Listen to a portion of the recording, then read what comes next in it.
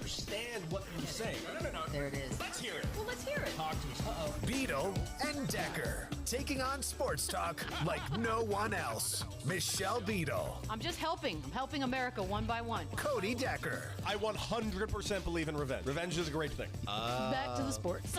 Back and ready for more. Every time I tune them out, they pull me back in. It's Beadle and Decker. Here's Michelle and Cody. Hello, everybody. It is Thursday. It is a beautiful sunny day here in Southern California. And yes, you got Beadle and Decker. No Michelle Beadle today, but don't worry, you got me, Cody Decker. Don't worry, kids. And not only do you just got me, oh, baby, we got the best bald show in the world, because not only am I here, but the legendary one, the great one, the best gambling mind this country's ever seen, and not only just Major League Baseball, but in the NHL as well. If you want to ask about basketball, you definitely got to talk to him. If you want to ask him about life, well, the one and only Keith Irizarry is back, and you know what?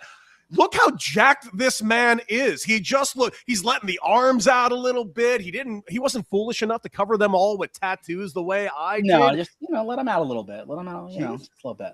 You were just a little bit. Just a little bit. Hey, thanks, man. Thanks. So I wanted to start the show off with something negative because, I'm a silver linings guy. I'm very positive, but, I was joking with you before we started. I want to start off with something negative. And we have guys out there, everyone listening and watching, there's a rundown. Cody puts things together. I add things in there. Shane, like all the stuff happens for this. And I'm going to throw this for a loop. So I just saw this. Do you want to know how bad the bottom of the NBA is? I'm going to read this to you. Okay. Let's hear it. Wait for this. The bottom 10 teams in the NBA. So it's the Kings, the Pacers, the Nets, Wizards, Jazz, Pelicans, Dallas, Memphis, Chicago, and Milwaukee. Those are your bottom 10 teams. Yes. Currently, all 10 of them combined have lost 44 consecutive games.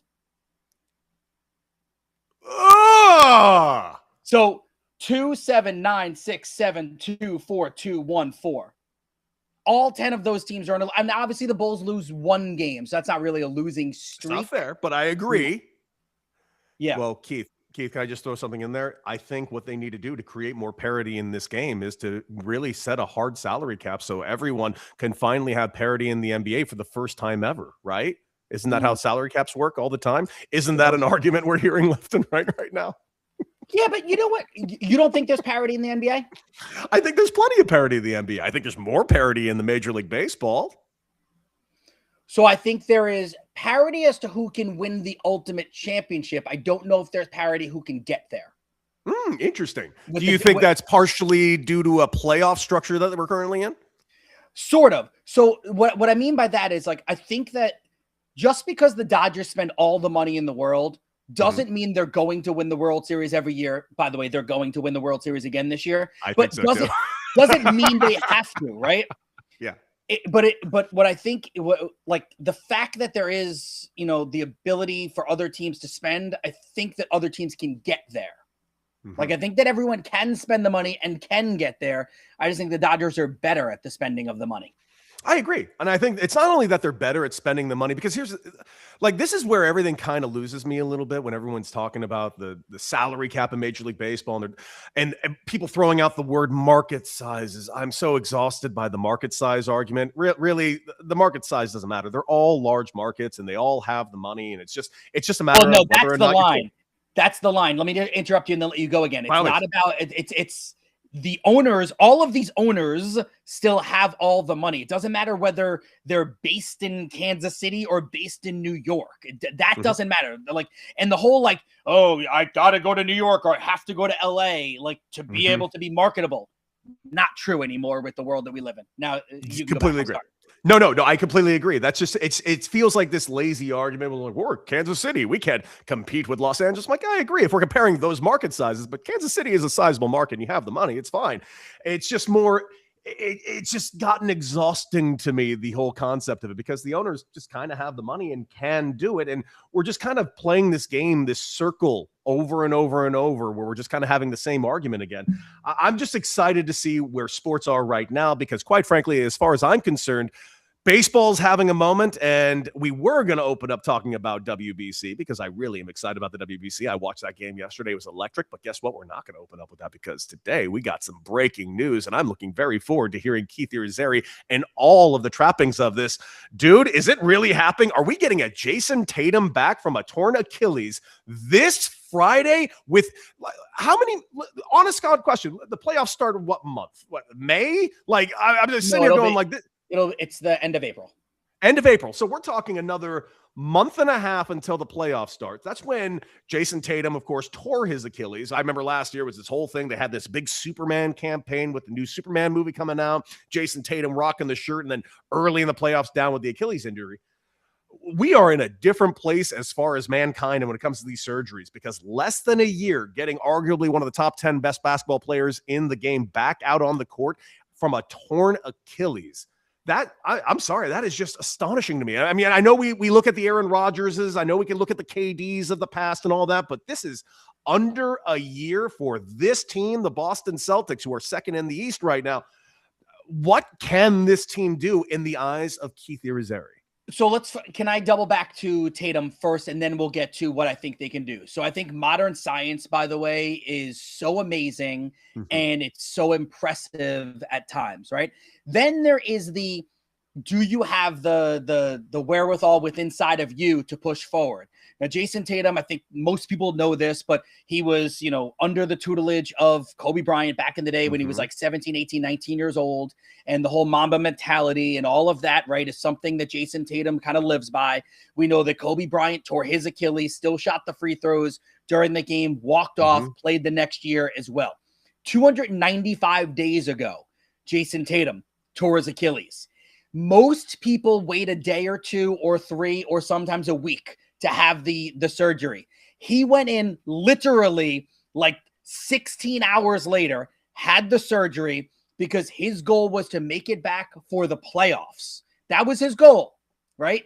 Then most people were like, all right, well, the Boston Celtics are going to stink. It's going to be a gap year. This is like Tyrese Halliburton. So like, let the Celtics barely be a team that matters. And maybe they'll get a high draft pick and Tatum can have a full, 16 months to come back, blah, blah, blah, blah, blah. Well, fast forward to the fact that the Celtics are the second best team in the Eastern Conference, playing only behind the Detroit Pistons team, Cody, that a lot of people don't fully believe can do it in the postseason. So now if you insert Jason Tatum into this lineup, there are going to be some questions, and I got some questions for you to see how you think this will react. But just from a betting standpoint, you look at the odds. So as of yesterday, actually, no, 2 days ago, today's Thursday. So as of Tuesday, the Celtics were 11-1 to win the NBA Finals. Today, they are 8-1, knowing that Tatum is going to be back in this lineup, whether it's Friday or at some point in the next, coming days. So I do all that to bring it back to this before I give you more. What are your expectations for Tatum as part of this lineup? Well, it just kind of depends on everything, all things considered. Because one, the documentary is all out of everything Tatum had said admissionally. I'm not coming back to be a role player. And I have to believe Jason Tatum is not coming back to be a role player. But it is a torn Achilles. He's been playing, 5-on-5s just fairly recently. I got to assume they're going to just roll him out to just kind of get him up to speed. I don't know how his minute limit will be to start. But if Jason Tatum is Jason Tatum, who's to say this team ain't winning the finals all of a sudden? Because I agree with you. As much as I've loved the Pistons all season long, and I have, the Pistons, in my opinion, are not just the best story in the NBA. I think they're arguably the best story in sports. 2 years ago, 30 straight losses in a row, to now we're talking about this team being a legitimate contender. Cade Cunningham is going to be a finalist for the MVP. I don't think he's going to win, but he's going to be up there for the MVP. But who's to say that after last week, you and I discussed it, Jaylen Brown is right up there for the MVP conversation, and his odds have only gotten shorter. Now, I wouldn't touch those odds personally now with Tatum coming back, because I got to assume they're going to start giving Tatum some looks as that number one that he's always been. But you're more of a basketball savant than I am. How do you work in a number one that's coming back from an injury like this? I'm assuming this next month and a half is going to be all about how Tatum's role is going to be, whether or not it's going to be a role or it's going to be the Jason Tatum Uno spot role. So Jason Tatum over the last 6 years has led the Boston Celtics in shot attempts. He's led them in usage as well. Usage basically means how much the ball is in his hands and how much things happen because of him, right? So Jaylen Brown in the past is anywhere in like the 20s or 30s in usage rate. This year, he is number 2 in the NBA in usage rate, only behind Luka Doncic, right?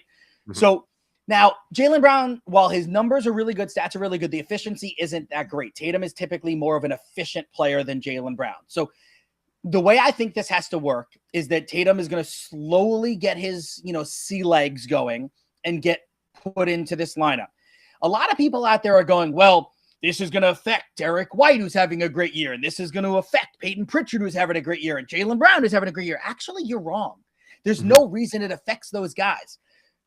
Derek White is having a great year, but his minutes are basically the same. His points are basically the same. Peyton Pritchard's minutes are the same. All of his stats are a little bit higher. The guys it affects are the Baylor Shiremans of the world, the Hugo Gonzalez's of the world, the rookie, and Jordan Walsh. So I bring that back again to you. If I tell you that you can have 80% Jason Tatum or 100% Jordan Walsh, Baylor Shireman, and Hugo Gonzalez, who are you picking? I'm glad you actually said it exactly that way, because this was the argument I used to give people all the time for Clayton Kershaw back when Clayton developed the reputation of not doing well in the playoffs. If you actually look at the numbers of Clayton Kershaw back then, innings 1 through 6 in the playoffs, phenomenal. It was that 7 through 8 that always got him. And my argument was always this. It was one of those damned if you do, damned if you don't situations. Because, yeah, I get that he's fatigued, but a fatigued Clayton Kershaw is still better than everyone the Dodgers had in the bullpen. To answer this exact same question you just went with Jason Tatum, you telling me I got an 80% Jason Tatum? I will still take an 80% Jason Tatum, almost 95% of the NBA, let alone the names you just dropped on me. Yeah, so I think this can work. Obviously, there clearly is the worry about him coming back a little bit earlier than expected, right? Like, I think if you're a Boston Celtics fan, you're probably sitting there on, like, if you grab your glass and you're doing the glass is half full, glass is half empty thing, like half of your glass, you're like, yo, Tatum's coming back. We're going to win this championship. Like, I'm being the Celtic fan there. But then the other side, I think, would be like, all right, I'm worried that he hurts himself and sets himself back, and now maybe we lose him for even longer. So I totally get both sides of the coin. But if he is physically cleared, medically cleared, he's emotionally, mentally, like all that stuff ready to play, you put him back in the lineup, you ease him in because they're so good. And because the roster hasn't changed that much, I mean, I know Drew Holiday's gone, Al Horford's gone, Porzingis was traded, but like a lot of the core is still there. I don't think it's going to be that difficult to put him back in this lineup, and I don't think they're going to skip a beat. I think this Boston Celtics team is a very live team to come out of the East now. So do I. And it's not just that. I know we make fun of him a lot. How can we not? He looks like a serial killer, acts like a serial killer. But is there a better coach in this situation than Joe Mazzulla?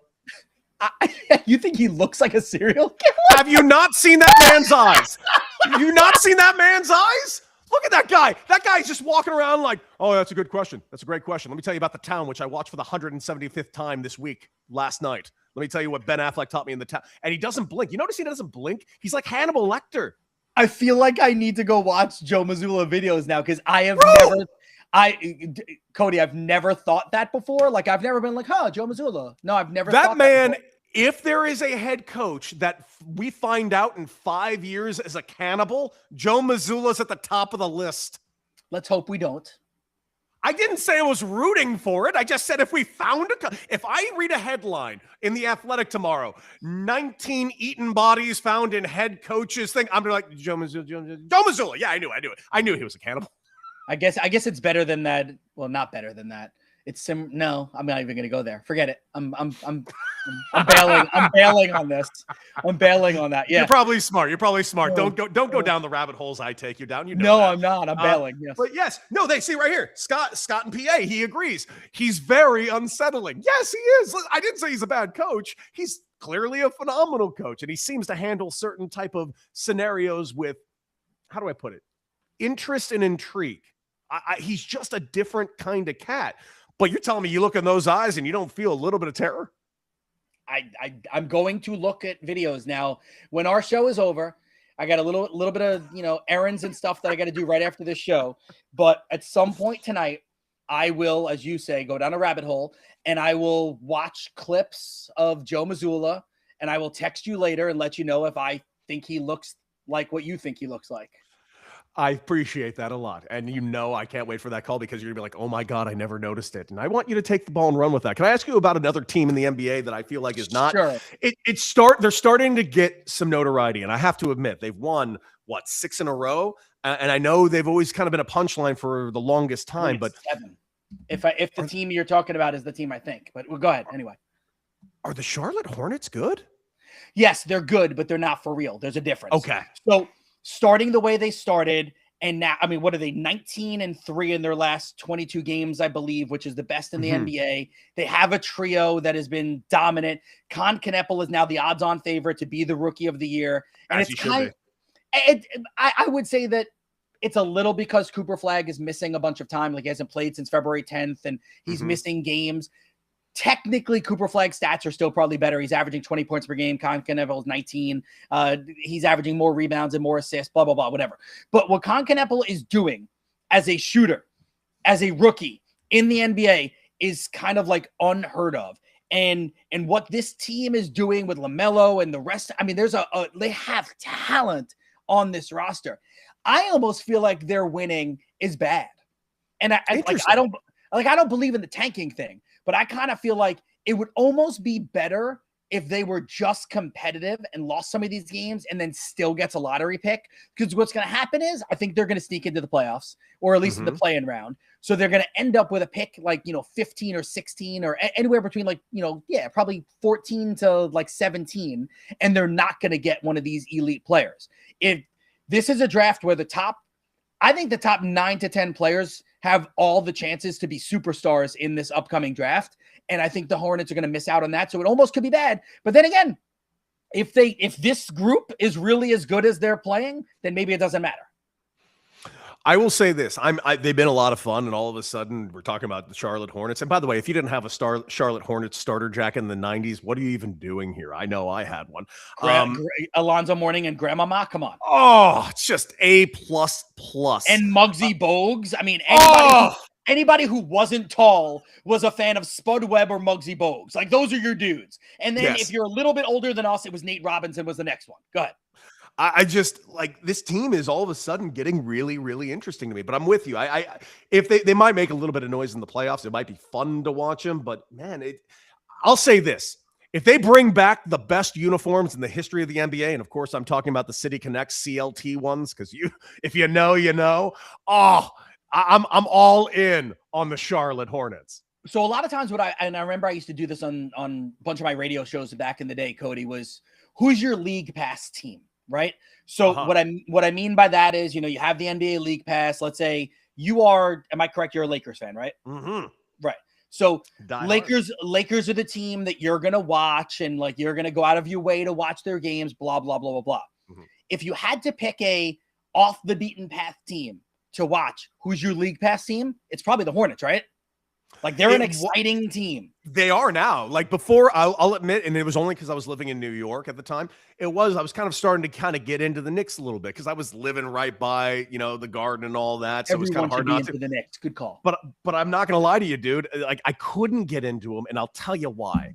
Knick fans were driving me insane. It's like they hate a tall basketball player in New York City more than anyone. I watched them do it to Julius Randle. They're trying to kill Cat now. I don't know why they hate big men in New York City, but they're always enemy number one to their fan bases. Because no one can ever live up to Patrick Ewing. Boom, yes. Case rested. I hate it. I hate it. So you know what? You get what you deserve, Knick fans. You don't deserve this good team. You didn't deserve Tibbs. No one deserves Tibbs. Hey, let's talk about something that's very near and dear to I love Tibbs. They didn't deserve him. I loved him. Listen, I like Mike Brown, but isn't that just a lateral move? It's similar. It's a bit similar is all I'm saying. I didn't understand why Tibbs was fired. I still don't understand it. I know what. No, the answer is easy. Baseball guy. All right. Let's go back to the New York Yankees. Okay. Buck Showalter, manager of the New York Yankees, gets fired. Joe Torre takes over. What happens? they go to the World Series? I don't think it's because Buck Showalter was a bad manager. It's because they needed a new voice, right? But you got to remember at the time, like Joe Torre was not the Joe Torre he is. That back then, Joe Torre was like the failed manager from the Braves in the 80s. The Yankees had the talent. They needed a new voice. It's sometimes you just need a new voice. Was that a fake message there? If you know, if you know, you by know. the way, in case, if you know, you know. In case you're wondering, Keith thinks I've made up a girl in my life. I think it's fake. I have not. I think it's fake. It's not fake. No. Daddy is fake. handsome, and phone goes. I know off. Phone goes off. Listen, I understand. I get it. It's fake. It's not real. Doesn't just exist. because I went bald doesn't mean I didn't relocate my hair. Ladies love the chest hair these days. Keith, you know that. Everybody knows that. Not even. I'm not debating your looks. I'm not debating your suaveness. I'm not debating any of it. I'm not. I think you are making up this part of your life for TV. You know what? I'm going to send you a photo of my AI generated girlfriend, and you're going to shut up. Yeah. She's going to be AI beautiful. You are a bad friend. Let's talk about something near and dear to my heart because I played in it twice. Ladies and gentlemen, the WBC is officially among us. And listen, I understand any of you who do not like Rob Manfred. I get it. I do get it. I am not of that ilk. Now, do I think Rob Manfred's knocked everything out of the park? Absolutely not. He's made missteps like you wouldn't believe. Arguably, you could say some of the biggest missteps of any commissioner was done by Rob Manfred. But I'm not going to say that he hasn't been a net positive. In my opinion, he's been an absolutely net positive for the game. The game's never been more successful. We just had a World Series that was watched more than any other game since 1991, back when we had 10 channels. The game is prospering. The new rule changes, universal DH, the pitch clock. These things have all really, really, really worked. Not to mention the WBC, which is really his baby. I love the WBC. I don't like it. I love it. And as we started last night, I watched the living hell out of that Chinese Taipei versus Australia to start the entire thing.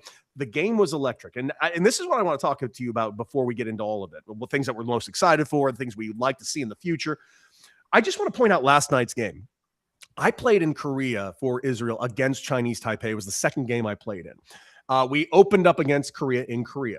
Decent crowd, a lot of Korean fans there, but it still wasn't packed for that Korean game. Then we play against Chinese Taipei. It's a little less packed because, baseball was starting to build in Chinese Taipei. Well, that was 9 years ago. Since then, baseball's really picked up in Chinese Taipei, and look no further than what that crowd looked like in Japan last night. Did you see the Tokyo Dome? Actually, more importantly, did you hear the Tokyo Dome last night? That was as loud as it gets, man. Well, some of my favorite games that I've ever broadcasted were at the Tokyo Dome in Nippon professional baseball. So, I love the fact that this sport is becoming even more global. That's why, and I think, to be fair, I think all of our, let's go core four sports, like the major fours, all the major four sports are doing a really good job of becoming more global. And I'm not trying to be a company man, but listen, I literally work for the NHL and call games for Australia. Like, I'm doing the Colorado Avalanche versus the Dallas Stars tomorrow, which will be live in Australia at whatever noon, because it's, the next day there, right? Like, we'll be live in Australia, and it's been a big hit. Gary Bettman's Keith Irizarry is a time traveler, everyone. That is proof. I am a time traveler. I'm glad that you finally realized that as well. So, but I think that all the sports have done, NBA, I think is doing better globally. And obviously all the MVPs recently have been international players, but back to baseball. The WBC, the last time we had it was excellent. You end up with, Trout versus Shohei Ohtani, like the dream scenario, right? And I think that the fact that Major League Baseball now, the best player in the world that plays in Major League Baseball is Shohei Ohtani, is not an American-born player. I think actually that's kind of a good thing, because Team USA and all of our fans here in America, like, that roster for Team USA is stinking loaded. Like, it is insanely stacked.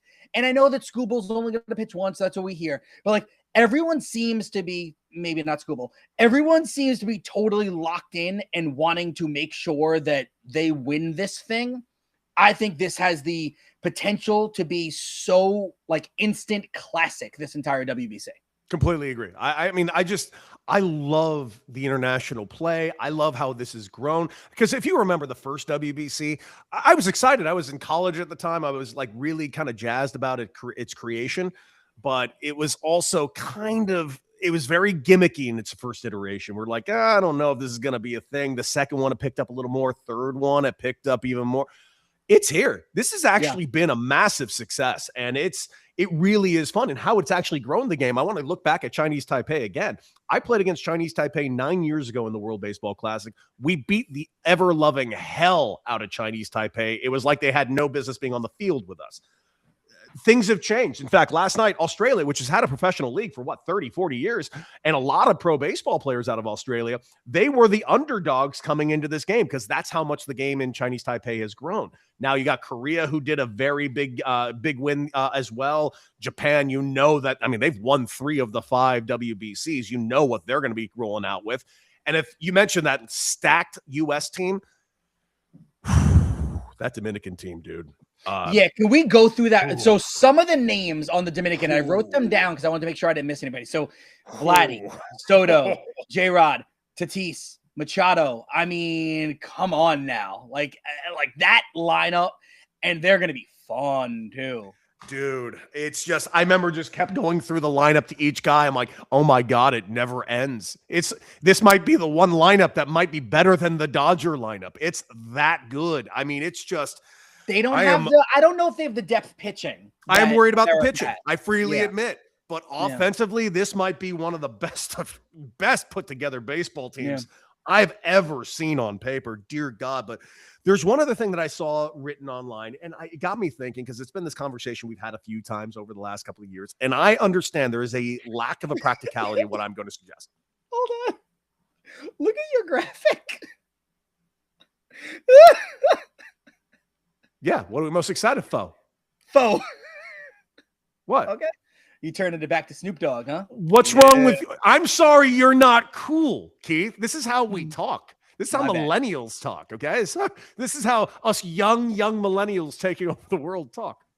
I think I missed millennial by like 6 months or something like that, and I'm okay with that. Guess what, Gen Xer? This is how we talk these days. Is that what I am?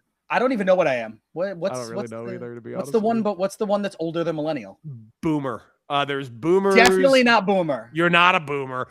Does it go boomer to Gen X to millennial? I really don't know. There's got to be one in between, right? I don't know. I'll ask. How about just awesome? You are awesome, Keith. Go ahead. Ask me your question you wanted to ask me. Go ahead. Well, I wanted to ask you what you were most excited for. What am I most excited for is hopefully we get USA versus Japan. I do hope that as well. But I will say this, dude. I am. There's one thing that's been brought up a lot, and it's been brought up over the last couple of years, and I'll reiterate it. And I've always made the argument that I have no doubt you're going to make, because it is the right argument. But as I'm watching this right now going, God, we're still in spring training. I just wish this wasn't in spring training. I do wish this was in the middle of the summer. I wish Major League Baseball would take like a 2-week break and do this, not unlike some other sports have done, say, in the Olympics. And there is talk and chatter about the next Olympics, Major League Baseball getting involved with the Olympics. That being said, I don't think they should, considering the fact of how much work they put into building the WBC, the thing that they own. I kind of understand them not wanting to get involved with the Olympics, but I also see the value of getting involved with the Olympics. My question is there any universe at all in your eyes, Keith, that this can be done in the middle of the season? Or is there just too much money, too many insurance issues involved in Major League Baseball to get this done? Because there is somewhat of a precedent on the NHL side. Yeah, so obviously coming off the Olympic break, 3 weeks off for the NHL is what the NHL had. NHLers went over there and played, and a few of them got hurt. So I do think there is that you have to have in your mind. And the difference between skating, and I'm not like poo-pooing what skating is, as opposed to being a pitcher and throwing, I'm not like, if you're the LA Dodgers, like how excited are you to say, oh yeah, no problem. Shohei, why don't you just throw 5 more games that you wouldn't normally pitch in and use your arm for those 5 extra games for this WBC. And then when you come back and you have arm fatigue because you're not really supposed to have 36 starts on the season, but you just added those extra 5, like, I think there could be pushback there. I also wonder if you did this, you might not get all the superstars you think. Some of the superstars might turn around and say, you know what? I'll take my 3-week break. I'll take my 2-week break. I'll go hang out in Cabo. Dude, you're not wrong, because I got to tell you, if you gave me the option mid-season to take 3 weeks off, or how bad, like, here's the thing. I know people don't think baseball is like a contact sport. They think, well, it's not that. It's 162 games. It's every day. I can't stress enough. I'm like, I'm actually, and I'll tell you this is actually full transparency. My body was broken at the end of every spring training. I would go into every season beat up because spring training took so much out of me. And when I say that, it's because I had to play every position. I was just gassed by the time the season started. By the middle of the season, dude, you're not in your same workout routine. You can't maintain your same diet. You're just not in the same shape. Yeah, it's like what we were talking about with the combine a week ago. Yeah, the combine, yada, yada, yada. You put up all these numbers, but at the end of the day, in week 11 of the season, no one's putting up those numbers. Everyone's banged up. It's the same thing for baseball. I understand we're not going through car wrecks every 10 seconds, but we are putting a hell of a toll on our bodies. 100%. And so, like, to that point, if there were any nagging things that happen, you'd rather it start at the beginning of the season. If someone misses the first couple of weeks of the season, it's not really going to affect you as much. I can't imagine that the players union would ever sign off on the 2 or 3 week break in order to do this in the summer. I don't think it would ever happen. I know. But to your point, if injuries don't matter, then sure, it'd be a heck of a show. It really would be. But you know what? We're getting it this way, and I'm not complaining. I'm getting some – I don't know what it was. I turned that game on last night, just hearing the energy of the crowd and seeing just baseball in HD at the Tokyo Dome, which, by the way, I played in the Tokyo Dome. Favorite place I've ever played in my life. Really? Never played it. Oh, my God. Playing against Japan in the Tokyo Dome was just – the loudest place I've ever been in my life. It was an experience that I always dreamed of. Like, I know this is stupid. I know you'd think every kid's dream is to be in the major leagues, and it is. It was my dream as well. I wanted to be a big leaguer forever, but I had this real big dream that I wanted to play in Japan. I wanted to be a Japanese baseball player over there. I wanted to go over there and play for the Yomiuri Giants or the Hiroshima Carp or the Yokohama Bay Stars. I was so close to signing with Yokohama. It didn't happen. But hey, the Yakult Tigers, I think, too, right? Yeah, dude, I tried hard. It just didn't end up working, but I got my opportunity to play in Japan in the World Baseball Classic. So, dreams are never lived exactly how you expect, but I did get to live that dream. Listen, we got no Shane today, but no problem. We still got his quick hitters. Let's go to Shane's quick hitters.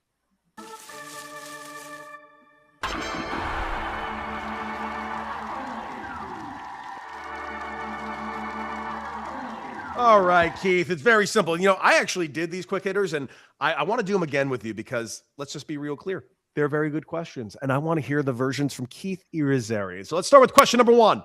What? And I'm going to open this up multiple ways. What is your favorite sports television show? And I will open this up in multiple ways, and this is how I say this. What's your favorite sports television show, whether it's a drama or comedy, or what's your favorite sports television show a la, say, Inside the NBA? All of these things can be encompassed.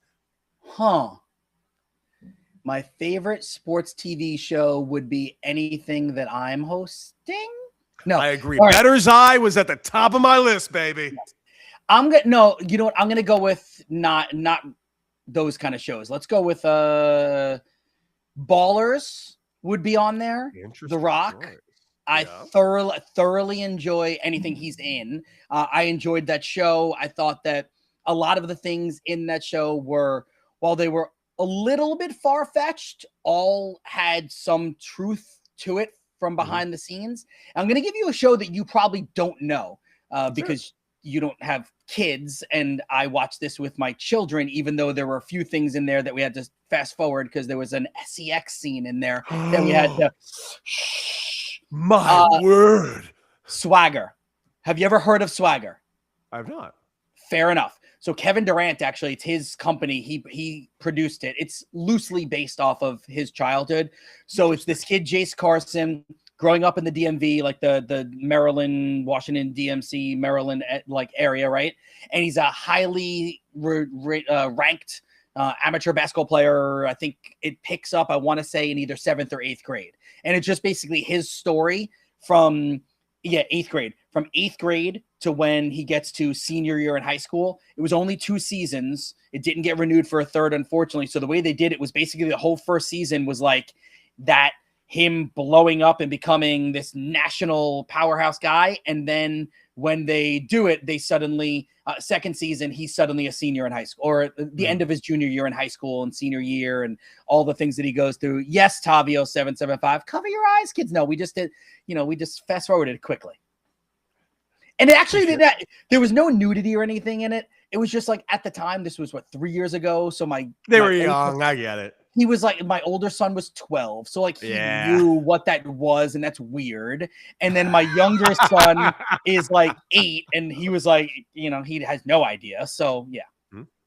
I'm interested that you said ballers. The reason why I found that it's so interesting to me, I would say it's my second favorite sports show on HBO revolving around an agent. Dude, I loved me some Arliss. Oh, Arliss was good. Arliss was real good. Loved me some Arliss. Yeah. That was back in the day, HBO.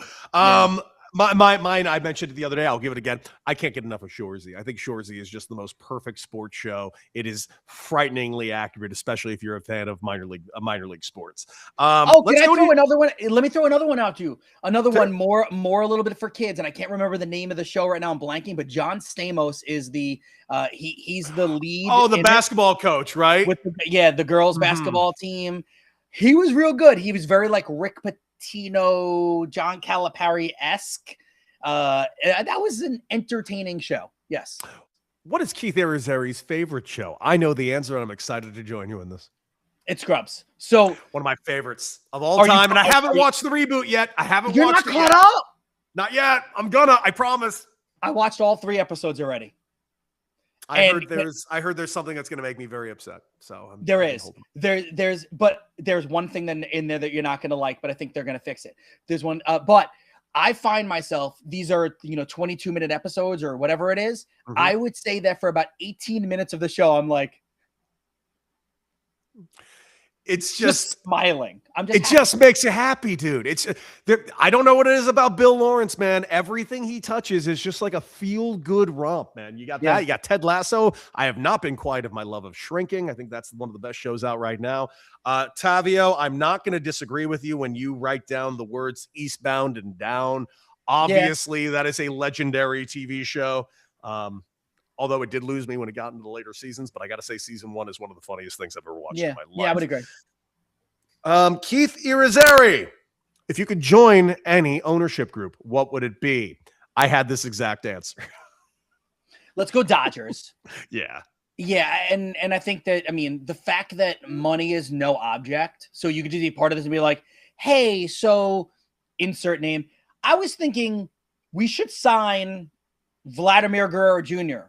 Okay, so let's just offer him $800 million, and then be like, okay, let's do it. And then if he's available, he'll take the money and he'll be there.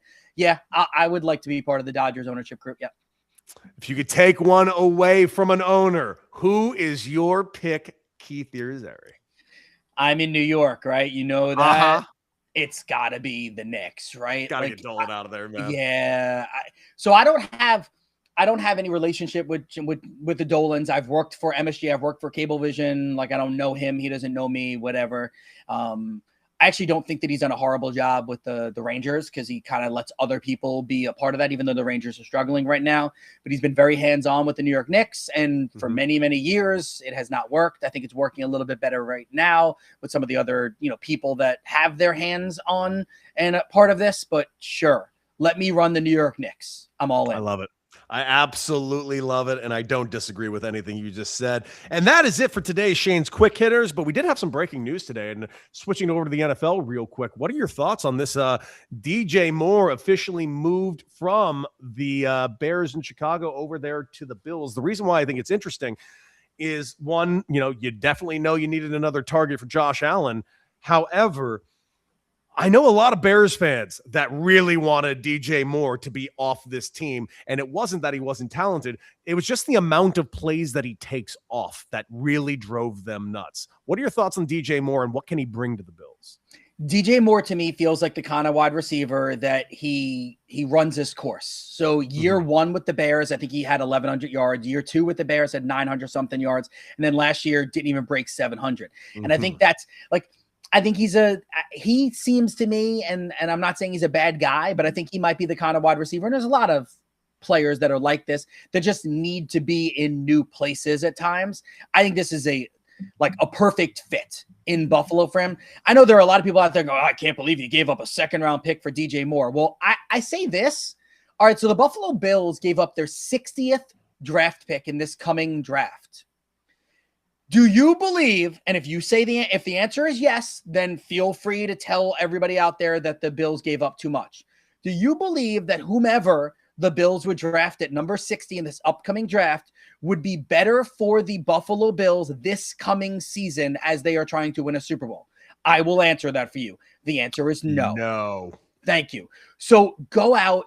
You're in a win now situation with Josh Allen. It's the same way that the Rams just traded for Trent McDuffie. The last time the Rams traded for someone big in their secondary was Jalen Ramsey. They won the Super Bowl. The Rams are trying to do the same thing again, and the Bills need to do this. Also, the Bears, I think recouping a second-round pick for him is pretty good. That shows that you believe in Roman Dunze. It shows you believe in Luther Burden, and it shows that you believe in Colston Loveland. So I actually think it's kind of a win-win on both sides. No, I agree with you. The numbers don't lie. When he gets to a new place, he's excited to be there. And this could be something that really works. And frankly, we're running out of time for this Josh Allen window. Like I'm furious that he didn't get to the Super Bowl this year because the big bad wolf wasn't on the field against them this go around. So we're kind of running out of excuses, but the excuse we got last year, well, you had no deep threats for him. Okay, you got a deep threat. You better do it next year. God, you better do it next year because you know he's going to have 700 yards the following year. Yikes.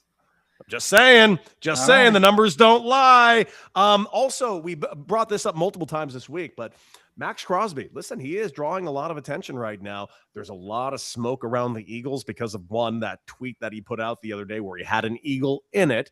And now, of course, Lane Johnson's putting out some tweets today saying, big eyes, Max Crosby at Max Crosby. So I'm starting to get a little worried that we're about to lose out on Max over there with the Raiders, which at the end of the day, I'm sorry, Max, you definitely deserved better. But the Raiders are very, very, very not quiet about they want very high picks. They want 2 first-round picks. And based on the amount of teams that are starting to get involved with this, I'm starting to believe they're going to get their 2 first-round picks. But there's one team that was in on this that might be balking a little bit because of the price tag. And I want your opinion. Do you think this is the reason why? Because I've been kind of giggling at the idea of him going to the Cowboys. Not that he wouldn't be great at the Cowboys. It would be a really good fit for the Cowboys. But they did just get a couple of picks for their other incredible and younger defensive player in Micah. This would be, in my opinion, be getting those picks and just moving those picks to Vegas. So essentially, you're just kind of swapping Micah for Max Crosby. The worst thing in the world? No. I mean, Max Crosby's an absolute monster, but also kind of dumb too, don't you think? No, I mean, Jerry Jones would let you know that Max Crosby is better against the run than Michael Parsons, or he would call him Michael Parsons, right? Like he would call him. He absolutely would call him Michael Parsons. Yeah. So Trey Wingo put it out there, and he's pretty well connected in the world of the NFL, that the Cowboys thought they were getting Crosby. Like apparently they may or may not have actually had like a sort of deal set with the Raiders, and other teams got whispers of it, meaning the Raiders probably allowed other people to know that. And suddenly other teams are swooping in and saying, oh, that's what you want? Yeah, we'll do that. Plus we'll give you insert this. So I don't think this saga is going to end very quickly. I think it could be weeks, but I think we're going to have to wait a little bit longer. I don't think he ends up in Dallas. I don't know where. I'm not positive, but I don't think he ends up in Dallas. And I mean, come on, let's be real clear. Even though I do think Mike is better despite the injury, due to the age aspect of it all and whatnot, I'm not going to sit here and pretend that Max Crosby on any defensive line is not the most terrifying thing in the world. The guy's a monster. There's going to be a lot of teams that want him, and I get it. The Raiders got to do what they got to do. I just, as a Raider fan who really appreciates Max Crosby, I am really going to miss Max Crosby, but the Raiders ain't going to win this year, so I get it. Yeah, makes sense. It makes sense. Yeah, it really, really does. Okay, what do you say before we wrap things up? What do you say we go ahead and shiggle?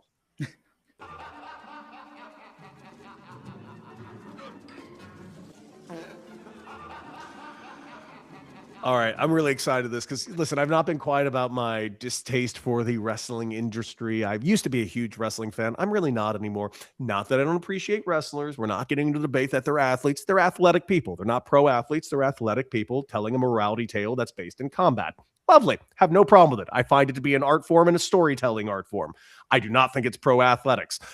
But I might be changing my mind now that I've seen this cat. Oh my God. You want to say wrestling's fake? Then explain this, Keith Irizarry. Oh, you sacrifice. Actually, explain even better this.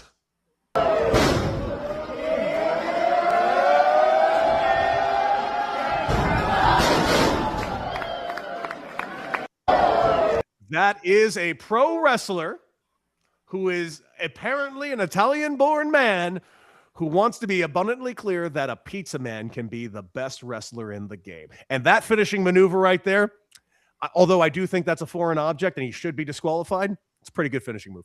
That's amore. Tell me wrestling's fake. You're a liar. That's real shit right there. That was real shit. I mean, have you ever been hit with a pizza pie? No, no one has ever been man enough to throw a gigantic thing of dough at me. And exactly. What can I say? Beauty. Yeah, exactly. So to be fair, you could never turn around and say that can't hurt because you don't know. So you know what? Next time I see you, I'm gonna hit you with a ball of dough like that. It's gonna knock you out, and you're gonna go, "Yep, wrestling's real." Of course, you're gonna throw that dough. You're not gonna eat it. Keith Irizarry does not mess with carbs. Have you seen this man's abs? Thank you. Incredible. What are you shiggling about? So I got two shiggles for you. I'm gonna go with Shea Gilgeous-Alexander and the jacket. Oh. So the jacket was interesting. The neck hood thing was what made it so that I would never wear it. The jacket was fascinating, glorious. Yeah, I can't pull that off. You can't either, even though you think you could. The second shiggle I got for you, Logan Paul, your boy. I'm going to make him your boy on this one. So I don't understand. Not my boy. He's your boy. So he offered, as part of a conversation, $1 million to any former NFL guys that want to get in the ring with him and fight. And he said he would work them. He would throttle them. Names like Myles Garrett, DK Metcalf, Puka Nacua. They were all thrown around there. I got to tell you, the name I would put out there that I would like to see, like if you want to see Logan Paul get knocked out, the person I would like to see in the ring with him would be Aaron Donald. Aaron Donald, I don't know how else to say this, would eat Logan Paul. It would be the most frightening. I'll tell you this. I'm a guy that has done plenty of boxing training over the years. I have no problem with getting into a fight. I don't want to fight anybody. I think anyone that wants to fight anyone is crazy. I wouldn't have a problem fighting anyone. I'd be terrified if Aaron Donald wanted to fight me. Aaron Donald wants to fight me, dude. How about this? You got the W. You win. Yep. You win. I'm not winning this. I watched a video of him during a preseason, not even game. It was a warm-up practice when he was with the Rams with 2 helmets ready to take on the entire Cincinnati Bengals. Nope. I am good, bro. That guy will kill. Still not sure if it was real or not, but do you remember when he was training with knives and he had to like weave through in and out of knives? I don't believe it was real, but yeah, that was a training thing that was out there that he was like, the way he was getting through was he would, get through and make sure the knives didn't cut him. Another name to throw out there would be Le'Veon Bell, who's actually a boxer now. Mm-hmm. And there are some terrifying right hooks out that are available of Le'Veon Bell knocking people out, of which Le'Veon Bell actually responded. He actually said, no. Don't just pick random football players. Let's take someone that's actually trained. And he said, I'll accept your challenge. But also, there were a lot of NFL players that tweeted out accepting that challenge. There's a decent amount of NFL players who would love nothing more than to beat the living shit out of a Paul brother. Yeah, I think I'm with you on that one. Yeah. Yes. Well, it's been a phenomenal show thus far. What do you say we just go ahead and reflect?